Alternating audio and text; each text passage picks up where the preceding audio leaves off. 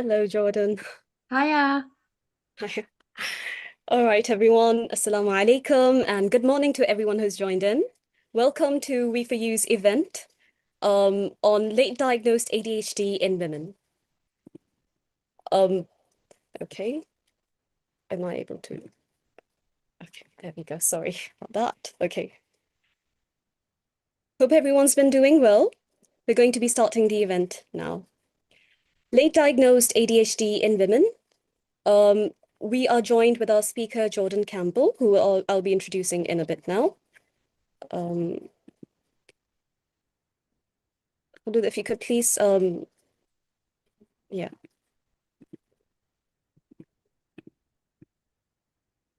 yes, okay. All right. Introducing We For You. We are a safe space for hope and healing and concerned with the mental health and well-being of the society. We're here to bridge the gap between the clinical professional help and the community, as we found a great need in society for um, help with relevance to the mental health of the community, that is. I'm your host, Hannah, and I'm here to introduce our speaker and our organization, We For You. So together we can break the stigma and hopefully build a supportive community and ensure that no one suffers in silence. Thank you for being part of this journey, and let's make a difference one life at a time. Introducing our speaker, Jordan Campbell. Jordan Campbell is a speaker, writer, and author based in Northern Ireland.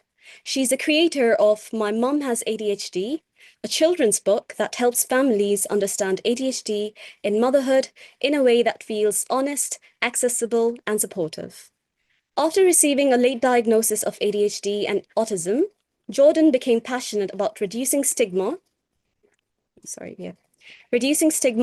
and creating tools that support both parents and children.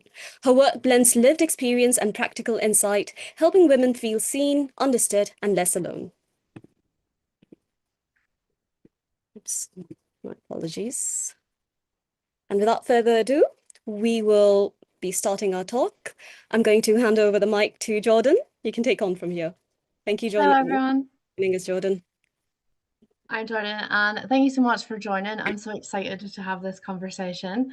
I'm not used to this type of interaction, so please bear with me. Please ask any questions that you want to know. If there's anything that I don't cover, please ask. I'm happy to discuss anything on this topic. I've just prepared some things that I think that you might find useful. So I was late diagnosed. I didn't get a diagnosis until I was 28. It was first mentioned to me at 22. Women are 5 years more, 5 times more likely to be diagnosed later than boys. I think it's because when they're younger, we present differently. So a lot of you might be having sort of the same sort of issues, and you can let me know about that. I didn't understand why I found things so hard and things so difficult, and other people seem to just manage. Everything was always a bit chaotic in my life, and I bounced about from different mental health teams and had wrong diagnosis of depression and usual things that they give to teenage girls and write it off to hormones. And it wasn't until motherhood then that it became nothing else. There was no possibility it was something else. Motherhood really amplified it for me. I didn't understand why I found things harder. Simple things like leaving the house felt overwhelming. Remember everything, managing routines, planning around naps. I carried a lot of guilt and I thought I was just being dramatic and I wasn't able to manage like other people were.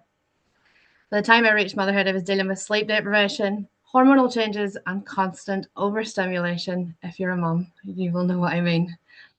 But it wasn't until diagnosis I was able to learn how my brain works and make things make sense. Not perfect, but finally understood. And so I want to talk to you about why women are diagnosed late, what undiagnosed ADHD can feel like, especially in motherhood, and then the identity shift that comes from not being diagnosed to diagnosed and how to deal with that after. So a lot of women aren't diagnosed until much later in life. And it's not because the symptoms weren't there, it's because they weren't looking properly. They used to look for hyperactivity more often in boys. Girls often present more inattentive. which means quieter, take things more internal. You can learn to mask and to cope and to push through. It always reminds me of that little duck that looks calm, but the feet are kicking away underneath. And from the outside, it can look like we're managing, but internally, everything feels harder than it should. Or if it's not inattentive and you're more like me and it was hyperactive, you can be written off as easily distracted, chatty, can't focus, and told constantly, if you could just focus, you'd be fine. If you could just sit still, if you could just take a breath or listen differently, you would be okay. But what people don't see from that is the internal guilt and the shame and the frustration of not being able to do those things, no matter how hard you try, you just can't do it. And if you know what I'm talking about, please leave a comment or react and ask if you want me to expand on anything else. Instead of being understood, then I find many women are labeled as anxious, emotionally unstable, overwhelmed, and then they try to spend years fixing the wrong thing, or even worse, how I was. They believe they're just broken. You end up then with a lot of high functioning women who just look like they're coping. Do you know what I mean? Like, are you in that position?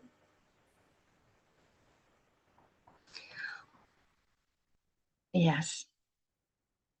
It can look like you're coping. I completely understand. I'm not coping. Well, it is I understand that. As someone that's sitting in front of you right now, I am high functioning and entirely anxious about this conversation because it's formatted in this way. So I am just like you. I'm just managed talking to you about it. Hopefully that I can provide some information then to help. I'm really glad that you're relating to it. I think then when motherhood comes along, the coping strategies that you have had in place, they don't work anymore. The structure goes, the routine goes, recovery time goes, and you're left then with constant demands, constant noise, no real pause, and everything that was just about manageable before just feels like too much. And then hormones play a huge role in that as well. After pregnancy, everything shifts. That drop makes ADHD women far more likely to suffer from postpartum depression. And for ADHD brains, it can mean a spike in overwhelm, brain fog, emotional intensity. So it's not that motherhood creates ADHD, it's just that it becomes impossible to ignore then. And I think undiagnosed motherhood can feel like constant overstimulation. The baby's crying, washing machine, the dog's barking, someone talks to you, and it's just snap. Your nervous system just fills up, and then something small happens, and the emotion feels so big it can be overwhelming. And that's where like rage and guilt cycle can come in because you can beat yourself up for thinking, why am I getting angry? Why am I getting upset? I should be grateful. Other mums aren't struggling like this. How are the symptoms different in boys? So I can only speak as someone with experience as a female, saying that on typical they present more hyperactive, so more fidgeting, louder, more easily distracted. It would go a lot with the phrase "boys will be boys." So then in that type of way, I can't. I would have been told as a young girl that I behaved like a boy, and what they meant then was being too rough, too loud, too talkative, too everything. I find that word too has added a lot to people with ADHD.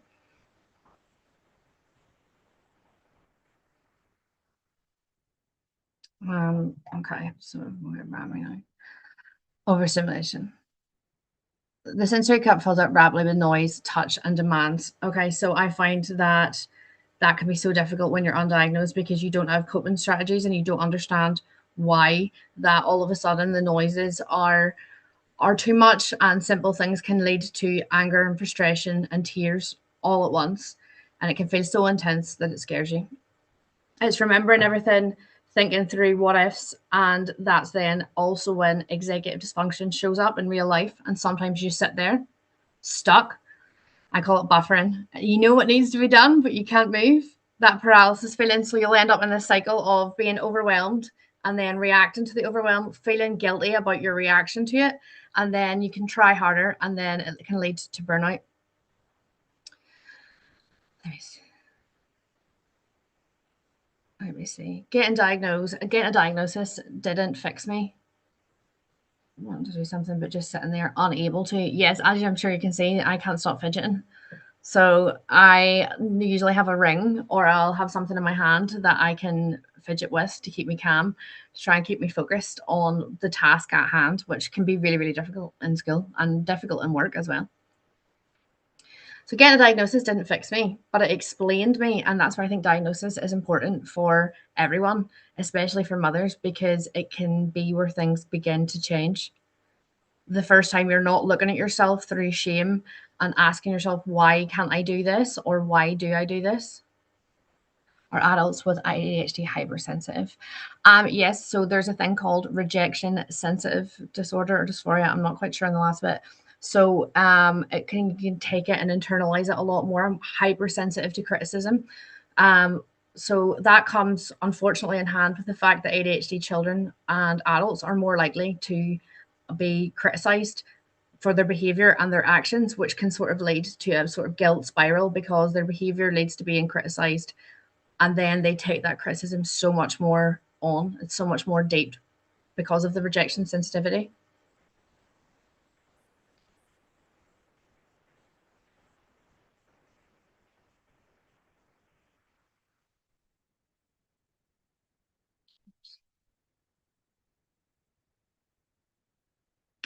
I think that's why diagnosis can be important, because having a diagnosis then can alleviate some of that pressure to think, okay, those criticisms weren't really true, because when they were criticizing someone, they're criticizing someone that they're prejudging to have a neurotypical brain.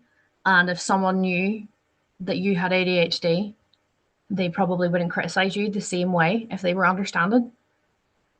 So then you wouldn't get the same amount of criticism, and you can wash some of that criticism that you have received away. Like, I had to talk too much, or you're too forward, or too honest, or overshare, that type of thing. I can realize now that I can't help it. That's part of the ADHD. So it lets you wash away some of the criticism, which can help with being hypersensitive to it.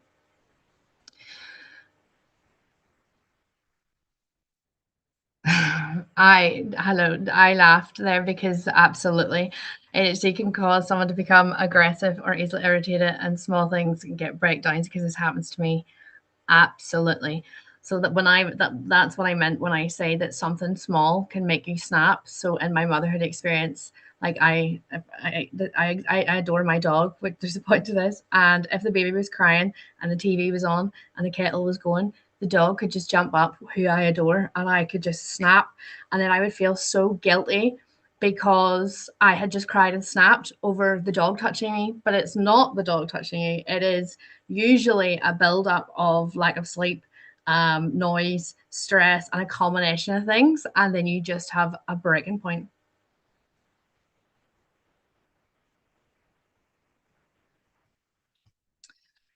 So let me see, where was I? Diagnosis didn't fix me. So diagnosis does not fix, but it adds into this, being able to reject some of the sensitivity and deal with that, because you can realize it's not just you, it's not all in your head. I wasn't just trying hard enough. It's realizing you're not lazy, you're not broken.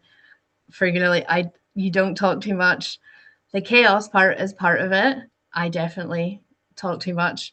um and I'm always chaotic, and it does feel me more reassurance and feel more tired. Sorry, I'm trying to answer your questions at the same time.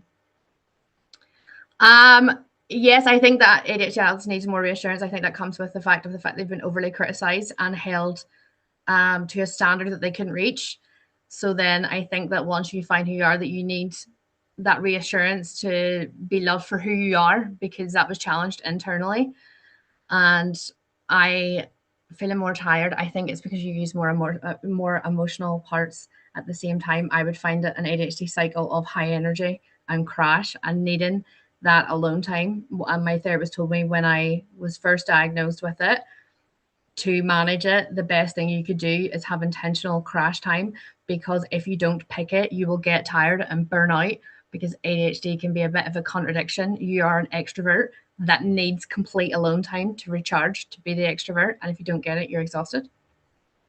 But to go back to the diagnosis, I think from getting that, it can help shift everything.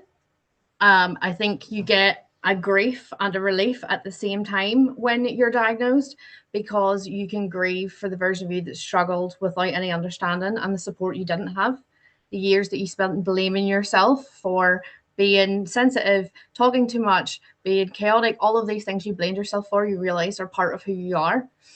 And then you can get a bit of grief over the relationships, decisions, and self image that were all shaped without the full picture.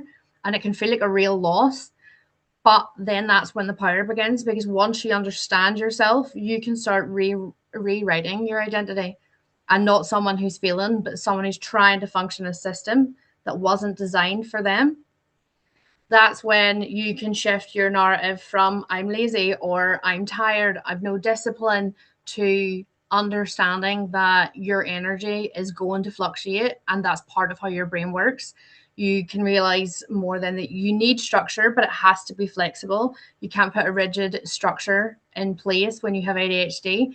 It's more like having a fragile streak on Snapchat where you like try to make it every day, and if you lose it, it's gone again. So you have to be, once you have the diagnosis, you can realize you need flexibility, you need time, you're not failing, you just need a different approach. You can also stop comparing yourself to that neurotypical standard and start understanding you have your own. And from then, you can build something that actually works for you. So I think then ways that can actually help, that are simple to understand, but like harder to implement, they're tools that I use, and they're not perfect. They're just, if you use them consistently, they can help make a difference. So one of the biggest ones for me is breath, 60-second reset.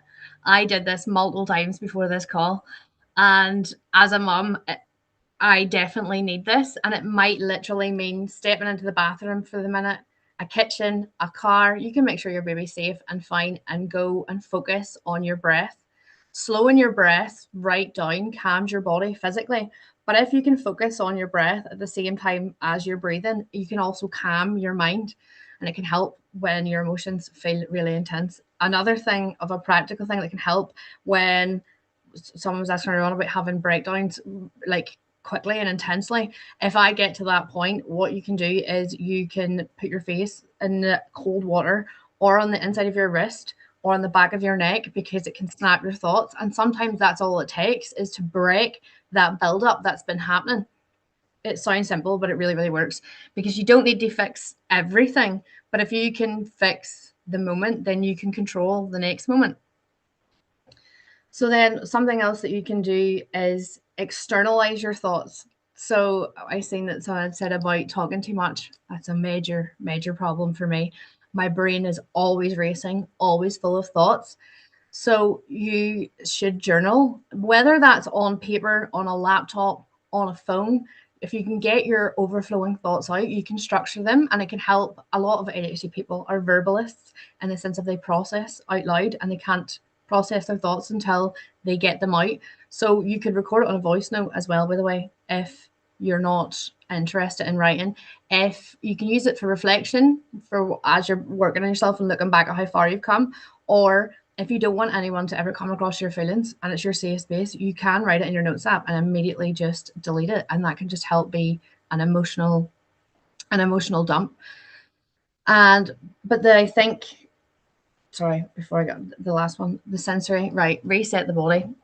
This one is something I do daily. I live very close to where I'm lucky I can go outside in nature. If you can do, I would be moving every day. Physical movement calms the nervous system. It calms an ADHD mind. Also, it can increase dopamine, which ADHD people are lacking in. So movement is going to help boost your mood, whether that is walking outside, getting a walking pad in the house, whatever movement you can do, and shifting your physical state will help reframe all of your thoughts. And a 30-minute walk is equivalent to the same chemicals in your brain that an antidepressant is. So a walk is worth it for so many reasons.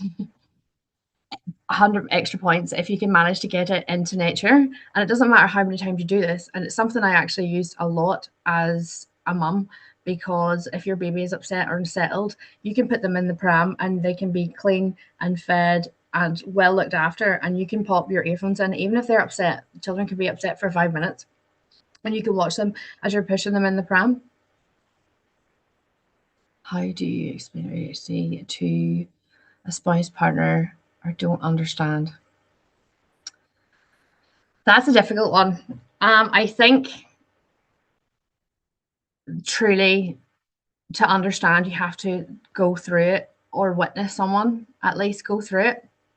Um, when I was first with my partner, I hadn't told him um, to begin with the full extent, and when I did, I remember he said that, well, I noticed because you do your things. And I was baffled by that statement because I felt like I had been hiding it, but I think that you can't hide it. So he already had an idea.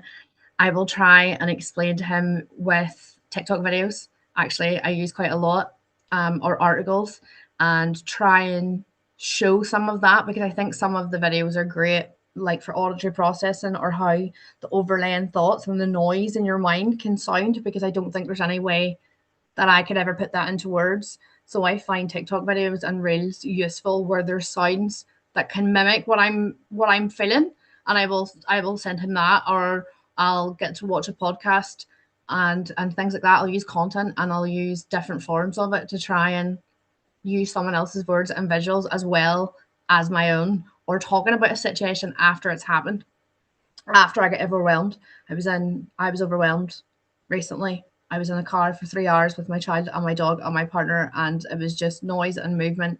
And I got so upset and angry. And after I took myself away, I had to come back and try and explain that it was because of noise and that I'm not very good at rationalizing in that moment. Take ownership of it, but just try and explain why it happened, and then with support media. If that answers your question.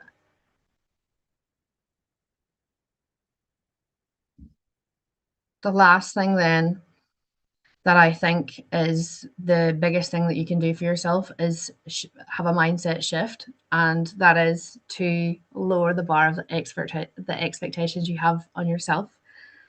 A lot of ADHDers have perfectionism as an issue. I was once told that it's common that we have a superhero syndrome, where we think we can do everything to the absolute highest standard, which no one can do. So you have to learn to lower the bar of expectation for yourself, because the version of yourself that you attain to be, or the mother that you attain to be, if you've been using comparison or trying to apply it to a neurotypical life, it's not going to work out the same, and you're just going to feel judged. The version of motherhood that I thought I had to be wasn't realistic. I When I was struggling with this, my child is now 6, and when I was really struggling with new diagnosis and identity, and I wasn't having any medication, and he was about 2, and I was struggling with overwhelm, my mental health mentor at the time asked me, did I know what an orphan was? And I said yes.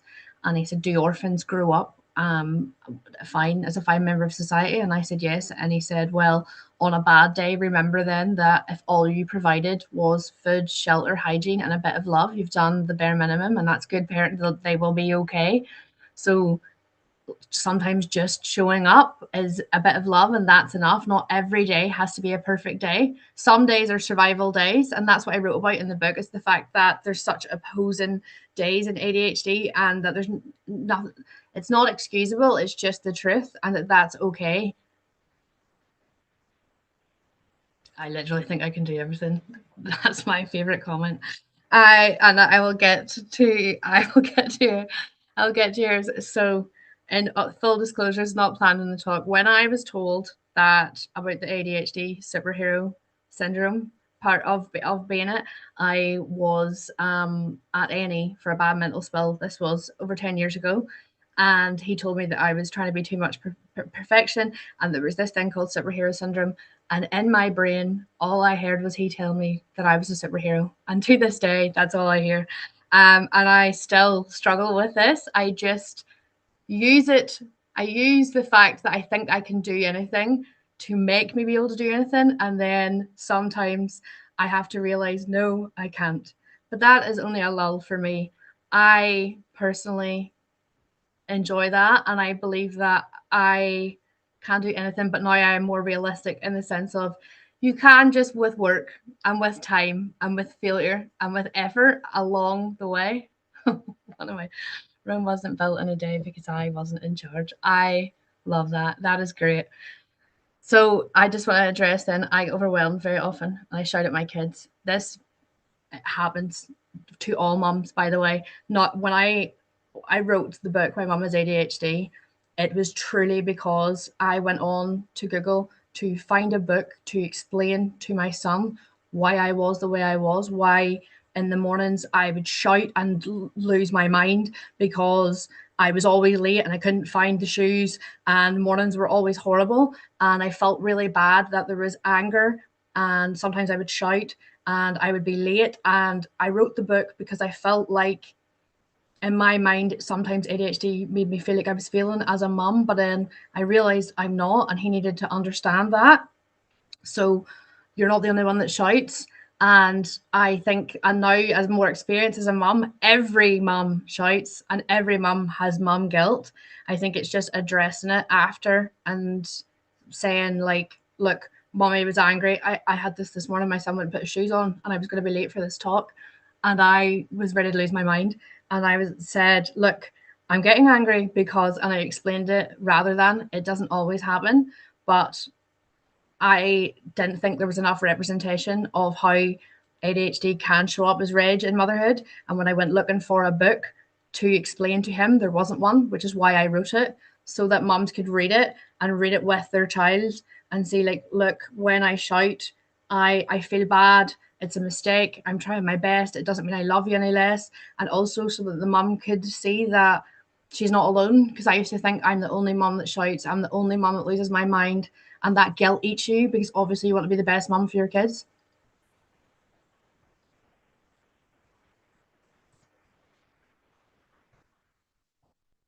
Okay, so I've lost my foot in a bit because I'm over talking as always. Basically, actually, there's just really one thing I want you to take. It's you're not alone. And if like any of this resonates, ask questions what you've been doing and ask away anything else that I've left anything out or anything that you want to know. Your brain isn't broken. There's nothing wrong with you. Anything that you've had as a thought on your own struggling with, I probably have had, someone else has had, and you just have a different brain. And once you can understand that, things can begin to change. Not overnight, not perfectly, but in a way that works for you. You can build a version of motherhood that fits your life, your energy, your needs, not anyone else's, yours. And it might look different, but it doesn't mean less. It's just honest, it's sustainable for you and you deserve support, not shame. And I'm so grateful for you being here today. And it's a really important conversation, and I'm so happy to have it. And if there's anything else that I can answer, I'm happy to.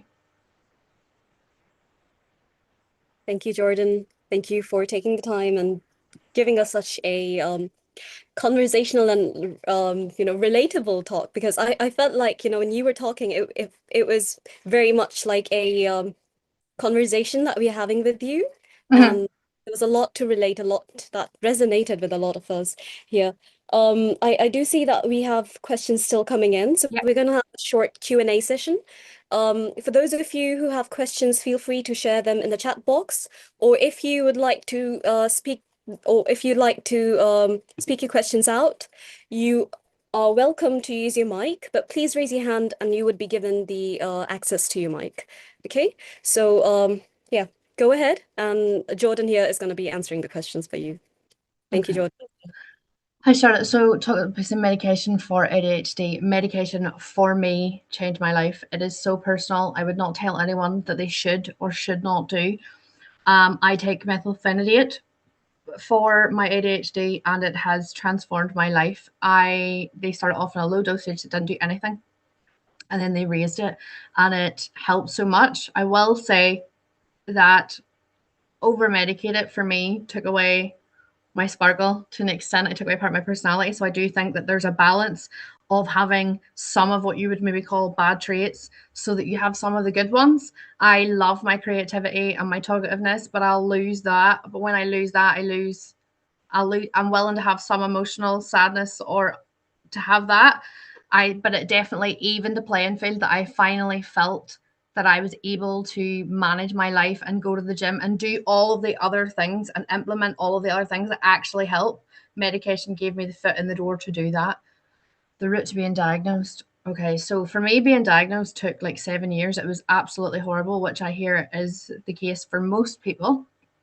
I had, in the end, a performa done over the phone, like a questionnaire, and then I was taken to a psychologist or a psychiatrist, I actually think, because they prescribed the medication.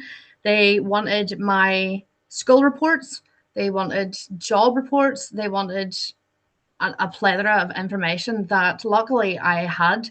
So I gave them all of the information, and then it took time to be diagnosed. For autism, it was slightly different. They wanted interviews with my parents as well as school reports, and I had multiple interviews and FaceTimes and in-time appointments and sort of tests for the autism one. Okay, so my hold on, I'm going to type it in for you actually, because then you can see. So it is methylphenidate. Methylphenidate. I might be spelling that wrong. Let me just. I think I might be spelling that wrong. But if you put that into Google, it'll correct it for you. It's a stimulant medication.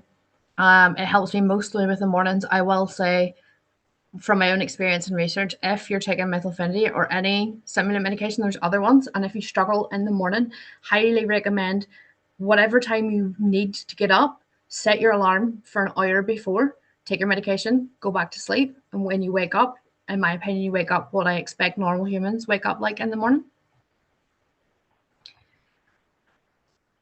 I can see every woman having ADHD in different percentages. Yes, I think also that some of the traits, I think everybody can possess traits of everything. But I think that it's only when those traits bring disorder to your everyday life that then you have a disorder that you need to treat. Because sometimes then I think you might have a woman that doesn't have ADHD, but she's just really, really chatty. She would not need the medication that I need or the structures I need. So I think it's a beautiful thing to relate to people. But yeah, when it brings disorder to your life is when I really think then that you need to look at that. If you could go back and tell your pre-diagnosed self one thing as a mother, what would it be? That's a really great question. You can do it. Like, it's going to be fine, because I just didn't think I could. I just did not think I was going to be able to do it. I thought that if I can't manage my mental health, if I can't manage showing up to my own counselling appointment, how am I going to be able to do this? And it works out, and your kid is meant for you. Like, you're meant to be their mom. They are meant to be yours, and that you have far more control than what you think. Don't just do the parenting stuff of cooking and cleaning. Like, have fun with your kids and enjoy them, and it'll make it more enjoyable for you. But yeah, that I can actually do it, that I will be okay, and that I can do it. I can be a mom. Or simple strategies to stay focused when your mind keeps drifting. I shout at myself to pay attention in my brain. I am not joking. I read a book called How to Talk to Anyone. I'm just going to put that in the to anyone. It is a business book for networking, but I have found it has drastically helped me pay attention when I'm having a conversation with someone, because my mind might all drift off.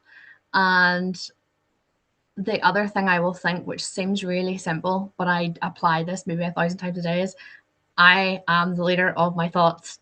So if I'm trying to, yesterday I was trying to prep for this talk, and my brain wanted to do everything but, and I would get up and then I'd have to just correct myself. Like, I would correct a child and be like, no, sit down. I am going to make myself do this. I can make myself do this, and try and listen to that. I multitask many things. I'm too short-tempered and I have OCD too.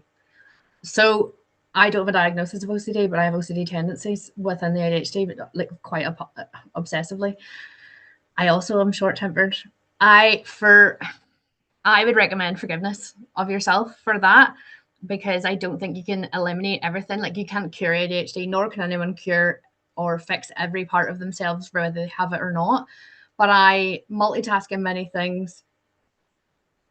Can you split up what you multitask? I'm going to do this now and this after. It's called habit stacking. That's really helped me. I read Atomic Habits to try and help organize my multitasking problems. And that book really helped me. But I can't recommend too much on the OCD, but I would say forgive yourself for being short tempered. Just understand, be like, I try to multitask, I get frustrated. It's fine. I'm going to get over it and get back to it. Because if you have a moment of frustration, it's fine. It's how quickly you can recover from whatever it is that you don't want to do. I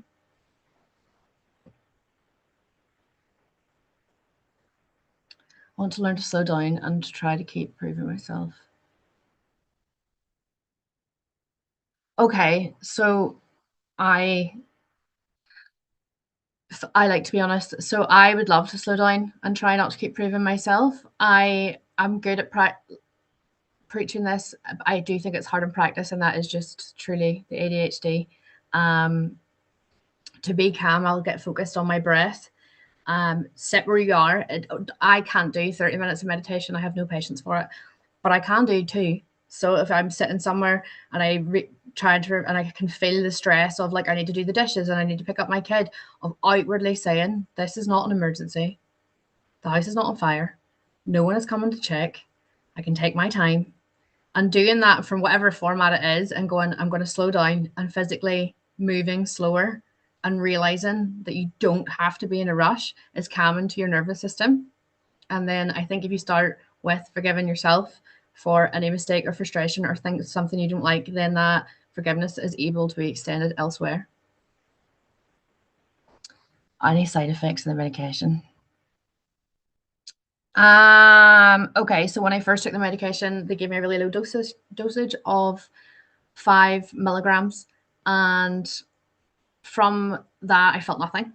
Then they increased it, I think, to 10 milligrams, and it's hard to describe, but I'm sure you'll understand it. So it felt like the audiobook that was playing in my mind that I couldn't quite hear was just turned off, and I could focus, and I wasn't dragging my feet in the morning.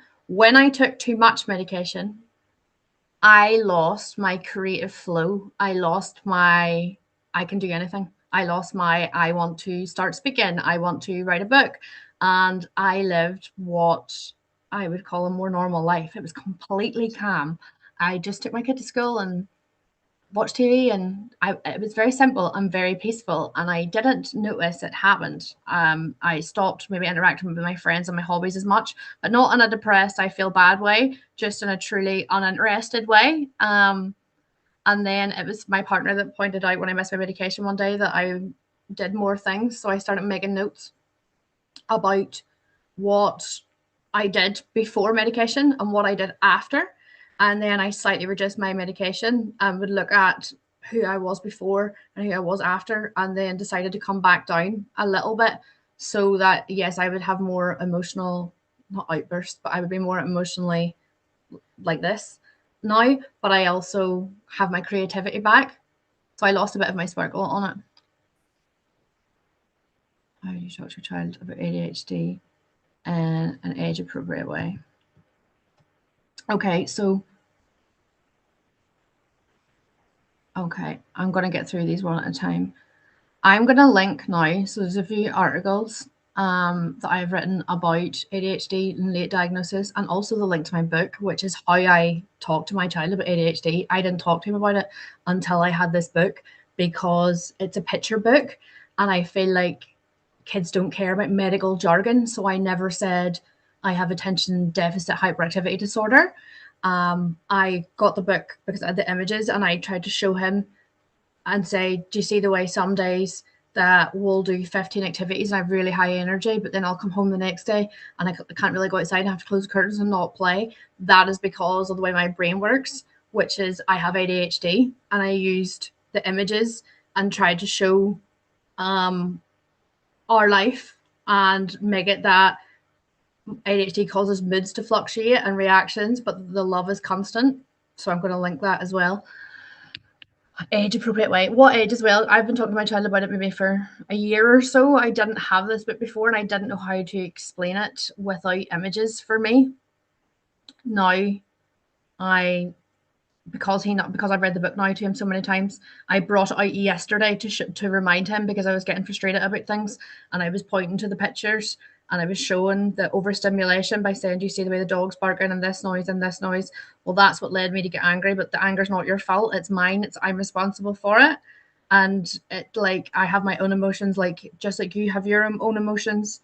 But when you're angry, I'm not. When I'm angry, it's not at you, and I just try and take accountability for it and tell him I love him throughout it, and that I'm not perfect, but that no one's perfect, and all that you can do is just try and do better the next time. I'm really glad that you are enjoying it. Medication is temporary and it can cause long-term dependence. This is a fear of mine, in full disclosure and honesty. The medication is temporary, so I take short, fast release. So I take my medication in the morning and I top up at lunchtime, and it wears off by dinner time, and that helps me be able to go to sleep. That is the way that I like it. There is slow release medication. There is a slow dose all day long. I don't like it. I don't think it helps me as much. But I like the long-term dependence. I had this conversation with my partner recently.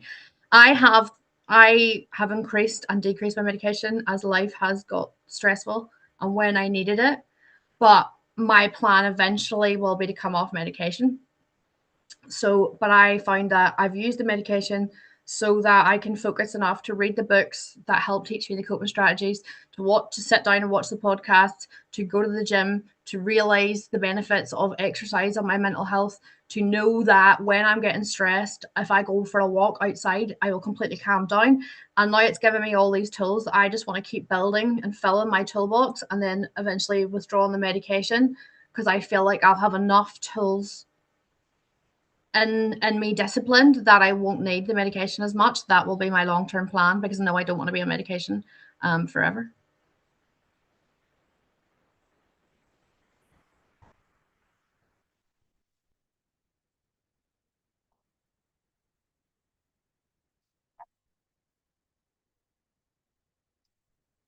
ADHD genetic from the mother's side. Okay, so I have been told there's a 60% chance it is hereditary. I do not that's what I know. As a maybe that statistic is slightly changed, but I think it's around 60%, because the mental health team will ask me what my opinion is on whether my son has it, and I genuinely don't know, and that's what I say to him, because he seems normal to me, but in a room full of other children he's quite hyperactive, but he doesn't have the same internalized guilt. I don't think that I had at his young age. He is quite happy being confident and loud and being rough like the boys. He doesn't get corrected as much. So until he has any sort of issue, I wouldn't be checking with him. But I know it is hereditary. And see. Are you planning your day routine as structure or going with the flow? Routine frustrates me. Okay, so I I agree, but I need routine, and it's a very contradictory state to be in. So when I try to arrange a schedule, I end up filling up too much. I now just pick key points. So key points you would give at a meeting. So I'm on the radio. So every day I'll be like, I need to do the radio, I need to clean the house, do content, and I'll have 4 or 5 things that need done, but I don't set them at a strict time. I try if I can now, after years of medication and years of trying, get them all done before 2 o'clock while my son's at school. But I have to have this done at 10 o'clock. Sometimes the radio is done at 2 o'clock instead. It varies. I will just see that I have key points to do every day, and then I'll schedule a day if I can where I don't have to do anything to crash. Sometimes it doesn't happen, and sometimes it gets moved, but I just forgive that I know that I need a routine, but I will be willing to forgive myself when I break from that routine. Can ADHD be cured or dealt with nutritional supplements and diet? No, it can't be cured, but I do know that some people say it can be managed with that. That is the plan. my intentional long-term plan. There is a company called Vimmy's, I think. They're an Australian company. Her name is Tara. She is an influencer. I have no affiliation to them. I just know that she speaks publicly on the fact that she didn't like medication and that she uses supplements and diet to manage her ADHD. And she is a new mom as well. So Tara and Barry. Oh my God, this is amazing. I love it. Oh, perfect. Thank you. And you thought it was one. Mm-hmm. Let's see. I'm going to put down in the comments. Let's see. ADHD.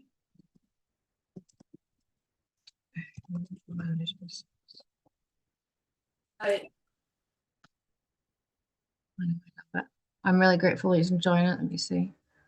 I always did a bobble double routine. Now I live alone and my house is a mess. How to overcome the situation?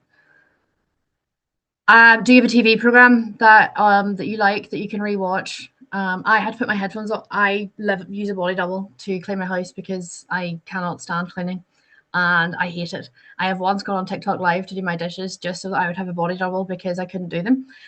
When I don't though, because I do live alone and I have my son, I will put headphones on and put music on because I can be like, I'm gonna do the cleaning for the length of this song, and I'll pick a really intense high dopamine releasing song for me. So for me, it's like dance music. It's really energetic, and I will drink coffee or Red Bull, which is probably not the best health advice, but it is true for me.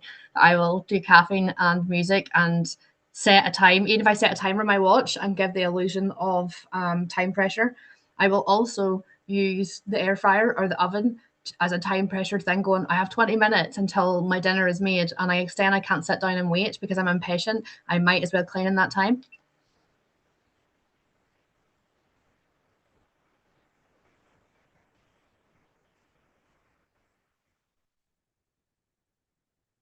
Okay. Let me see. I'm over control, over organized.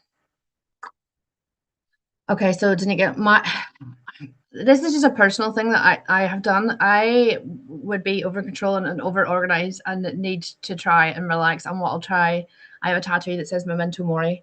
So it's a Latin thing. It's a reminder that we're all going to die. It's not to be negative. It is to be like be present in the moment. I don't need to stress right now. I'll talk to myself internally a lot and try and bring myself back to the present moment and go, is this going to matter in a week? Is it going to matter in a month? No. Can I just sit down and read a book, play with my kid, and everything will not burn down? Is what I'll try and have a thought. And I also listen to Alan Watts and I'll listen to some philosophy, and I love the way they think about life. And I find that listening to Alan Watts and listening to his lectures or some philosophy that will make me think outside of myself. And then that can really help calm the pressure I have to perform in my mind. Have I tried group supports? So I'm autistic as well as ADHD, so I don't know if this comes into play because I have not tried group supports because that would terrify me. But I do think that that is because I have autism, and once I'm talking, I'm fine. But to walk into a group support, I would really, really struggle with that. But I know it works massively for other people, and I don't know if the fact that I have autism is going to hinder that answer. So I wouldn't let my personal thoughts put you off on that, because what works for one person doesn't work for another. If you have any inkling that it might help, do it, because the thing is, it's not going to harm. Like, if you don't like it, you can leave and not go back. I'd be willing to give anything a shot.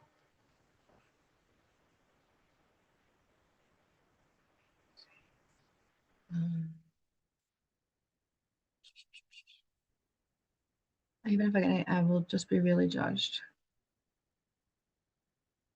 Okay, being spontaneous and being happier is the most important thing. I don't think an ADHD diagnosis matters to anyone else other than you. I would not have one if I didn't think that I needed medication, because I truly believe it's just the way you are, just the way I am, and then you have to learn to be a happy version of that. I also think, and I mean it in a freeing way, that unfortunately people judge you regardless of whether you want them to or not. It is sort of a fact of life. So then it can just see it like that is, I mean it to be freeing. So if they're going to have an opinion of you, regardless of what you do, then really logically, there's not really any point in worrying about it. What all you can do is worry about how you feel about you and what your output is, because you can't affect theirs anyway. So I think I would more and more, not about other people judging you, because nothing, you can't stop that or change it, but just so that you can not judge yourself. And then if you love yourself and you don't judge yourself, other people will react off that energy that you're sort of emitting. Is it better to live with symptoms and learn to manage rather than face the insults of other people?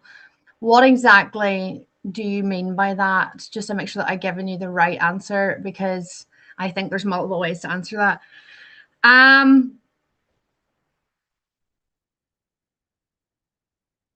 What symptoms? What symptoms? Because I just want to give you the right answer, because I will be honest and I will be what could be called blunt, because I think that being honest and being truthful is more important than someone else's reaction, and I will choose to calmly tell my truth, because the truth is the truth to me. Let me see. One new message, but I can't see it.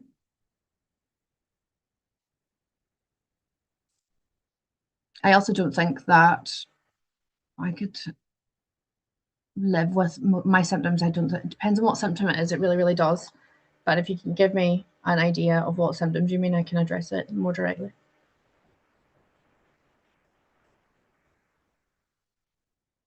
Yes, my parents did notice I'm different, but unfortunately, it was not received well in my household. So I try to parent differently. That's why I sort of have the book. My parents would just beg me to be normal.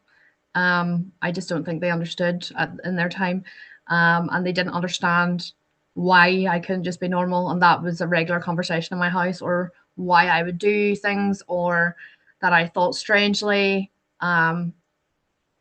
They would still, it's still sort of like that. Like they would make comments like, the way you think differently, or that's just the way you are. Everyone else isn't like that, and they would ask me to try and conform, and it didn't really work very well, because I can't do it. It's impossible for me. So yes, and then I think there was a lot more stigma when I was growing up than there is now. Not that there's not stigma, it's just the primary schools and secondary schools thought I had personality disorders and mental health issues, and they put me forward for assessments. But when you're underage, you need your parents' permission, and my parents wouldn't give their permission.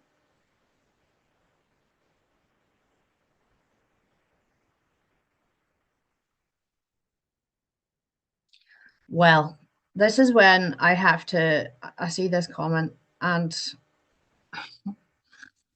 I struggle to, I'm stuttering because I just want to be honest, but I'm trying to, there's no chance that I can be obedient. Like, it's not, so there's a thing called pathological demand avoidance, which is very common with autism and ADHD. And it means when someone tries to force you to do something, demand something for you, that it fundamentally goes against your core. I'm not a scientist, so I'm not exactly sure, but it goes against your core being, and it can result in anger, frustration, and I'm going to type that in. It's called PDA with autism, ADHD. So maybe that might help him understand. But I think, like, ADHD is a neurological condition. It affects how the brain regulates attention, emotion, energy, and stress. So I've said this before, and you can't expect someone with a disorder that affects how they process things, how they process emotions, to be emotionally consistent and steady, because it's an impossible trait. Also, as a woman, hormones really affect ADHD. So when you're coming up to your period, you're in your luteal phase, your progesterone drops, your estrogen drops, and that makes you more low, which makes you even more to that higher chance of emotional instability. So I would find that an impossible task to be obedient and to be emotionally steady. The emotional outbursts make me feel crazy sometimes. I'm sure they make anyone who has an emotional outburst feels like it, but it doesn't help to be told that you definitely would need some more support in that regard.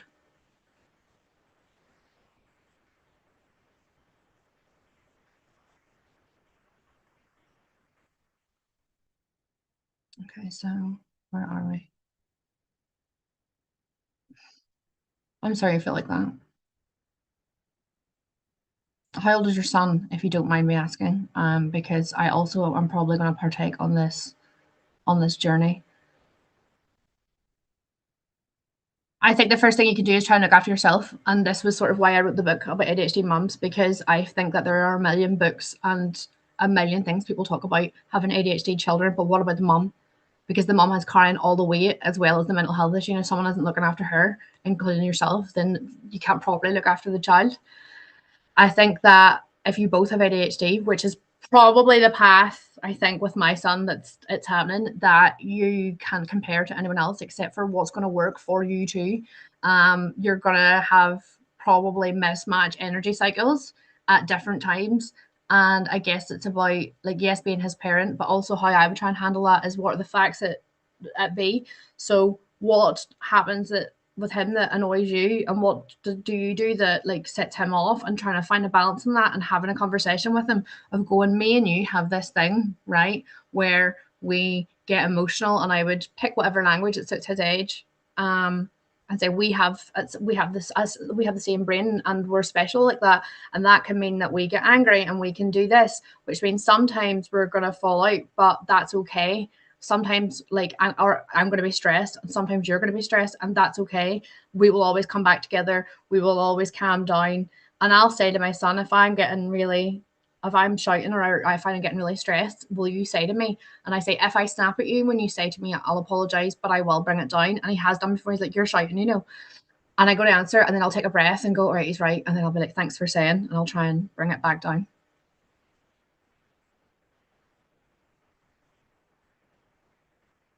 Yeah, see, coffee dates. So I like nature. I find shopping centres, grocery stores, really public places where, like, I think I stress about how he has to behave. I find them really overwhelming. So I like nature. So we go for picnics. We do night walks, we call them. So because it's less light, it's less bright, and it's just calming before bed. That argument at bed, I started being like, do you want to just go for a night walk? And he thinks it's the most special thing in the whole world. But it could be at 6 p.m. It's 4 p.m. in the winter. And we just have like a 10-minute walk. And it's just I'll say it's special. It's our time because it helps regulate me and him. So I was called rebellious at school. I'm still being called that as well. I went to 3 secondary schools. I was a high achiever on grades. I could not obey. I was not bored. That's why I struggled with that obedient comment. There was no way. Teachers just throwing their weight about. I couldn't stop talking. I couldn't sit still. I was bored. I was understimulated by the work. School was not for me. I do not think school is for people with ADHD. I think they're actually 6 times more likely to be entrepreneurs and to not do well in school. Yeah, I don't find school is for me. I think you work better in a creative outlet rather than stifled in rules. I'm able to. Oh, that's terrible that you've lost your partner. Can you use AI to help with it? Because I would find that so overwhelming to lose a business paper and the paperwork. What I do with paperwork, because I'm not very good with forms and I'm not very good, is I pay a subscription to ChatGPT. I don't believe in using it for everything, but I find it hard to focus on boring tasks that I don't care about, including paperwork. So I will make sure that it guides me through the sections of the forms and can double check for me. That's potentially an idea. Barbed wire. Oh, wow. That's brilliant. I was always just told, I didn't realize, I was told I was blunt, and I didn't realize until the past few years how many people find me rude, because I didn't think I was being rude. I just think I'm being honest. So I could become quite blunt and quite cheeky. If I do something, I do it well. Absolutely. There is no half doing things. And perfectionism absolutely kills me. But I laugh about some of these things because I do believe that you should forgive yourself. And I do all of the things that I say, but I also am doing all of the things that you're suggesting or struggling with in my moments as well. Like, I have been panicking about delivering a perfect talk and making sure I cover everything and that I don't talk too fast. And then, of course, all of it's out the window and I just do my best, which is all we can ever do, really. Having a partner helped you mask? That's really interesting to me. I would not be the same for me. I would find it difficult with a constant interaction. Yeah, the talk part was the hard part for me, because this is the easy bit. I could talk all day long. Really get that a lot. Yeah, I find it. I've had this quite a lot, and even with my partner. So just as an example, I think people think people are being sarcastic, and I don't understand that they're being sarcastic. So I'll just answer. I think my partner was making a joke one day about us. How did we get to a hotel across the way? But I thought he was being serious, and I just said walk, and it caused a bit of a riff. And I was like, I'm being lit. I don't understand what I've done wrong, or I'll be quite literal, and people think I'm being rude or that I have a tone when I don't. I'm just saying the truth, in my opinion. And I struggle with that. And when I've told other friends about these scenarios, they then have responded to me by saying, "Oh, I thought you were a bit rude that as well." So what I've started saying to people is, if you think I'm being rude, ask, because I'm honest. So if I'm being rude, I'd tell you. Like, I also think it would be really obvious. But if you just think I'm being rude, the chances are I'm not. I'm just like the color is yellow. Like, I'm just matter of fact.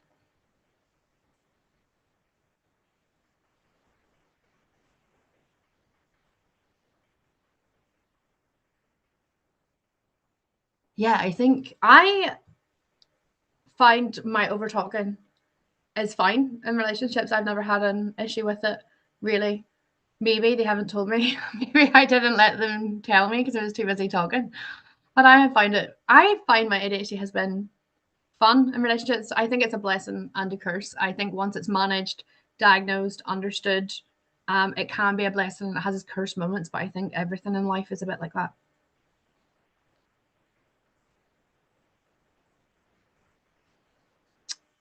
Why now? And in the relationship or in life? My medication has reduced that a lot, my over talking. And I still talk so fast and so much. Okay. I would write. That's what I do. So my partner's away. He works away for 8 weeks at a time. It's just me and my 6-year-old.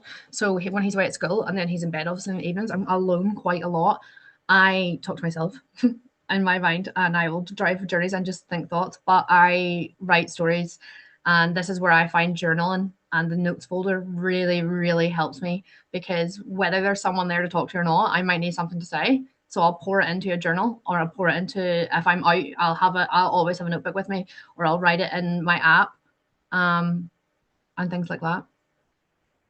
And then social media, I think is great as well, because during COVID, it was just me and my baby in the house. There was no one to talk to, and I wasn't at the time. And so, like, I think it's great to chat to people on social media in a nice way and find wholesome content or content that resonates with you, and commenting below it, because there's just a chance that you're going to get along. Oh, right. So if you're a writer and you're a journal and you need things to talk about, the other thing you can do is look up shadow prompts for healing. Journaling prompts, they're great. If I don't know what I want to say, I've also used AI to be like, can you give me a journaled session prompts or therapy session prompts, because I'm feeling stressed and I don't know sometimes how to unpack my own mind, but it helps once I get it out. So I do look. You can get them on Google, you can get them on ChatGPT. Journal prompts, writing prompts, they're fabulous. Okay. I'm here again, Jordan. Thank you for taking the time and answering all the questions. I still do see a couple more. I can't see any more below, thanks. I don't think mine are living. Okay. Oh, there we are. Okay. Whatever. We'll take Yeah. this as the last question for now, and then we'll be wrapping up. But for those of you who've joined in, feel free to join in our events group. And if you have any further questions, feel free to share them there. And hopefully we can have Jordan on with us again. Absolutely. I'd love to put it on again. And okay, let me just share the group. And yeah. All right. We loved the engagement, and Jordan, we really loved the energy that you brought in here, and the way you answered all the questions with such warmth and such resonance. Like there was a lot of like connection over here that we we appreciated. So thank you so much for taking the time out, and thank you for answering all the questions and answering them so well. giving back so much. And we really appreciate that. I'm just going to end, we're just going to end the session soon. So before we do that, I would like everyone to check out Jordan's book. Sister Ayla has shared it in the chat box, and I believe Jordan has shared it herself as well. Do check out her book, and we would really appreciate if you could um, go and have them, go and check them out. The links that were shared in the chat box. And feel free to check out the event survey that we've sent in, and feel free to check that out. Yeah, Sister Danica has just shared that. Thank you so much, everyone. We loved the energy that we had on here. It was such an engaging and such a great atmosphere. And Jordan, thank you once again for taking the time out for us today.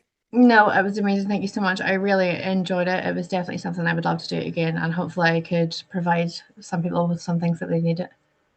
Thank you. We really appreciate that. I believe, oh, the hair, yeah. We love the hair. Oh, thank you. Yeah.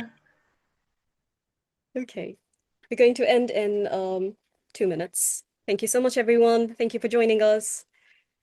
Feel free to type your appreciation for Jordan in the chat box and check out our socials, check out Thank you very Jordan's much. book, and hope you all have a lovely rest of the day. Thank you Assalamu so much. alaikum. Bye-bye, Jordan. Bye.